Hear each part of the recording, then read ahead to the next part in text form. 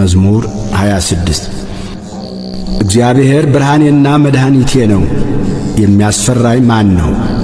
እግዚአብሔር የሕይወቴ መታመኛዋ ነው፣ የሚያስደነግጠኝ ማን ነው? ክፉዎች አስጨናቂዎቼ ጠላቶቼም ሥጋዬን ይበሉ ዘንድ በቀረቡ ጊዜ እነርሱ ተሰናከሉና ወደቁ።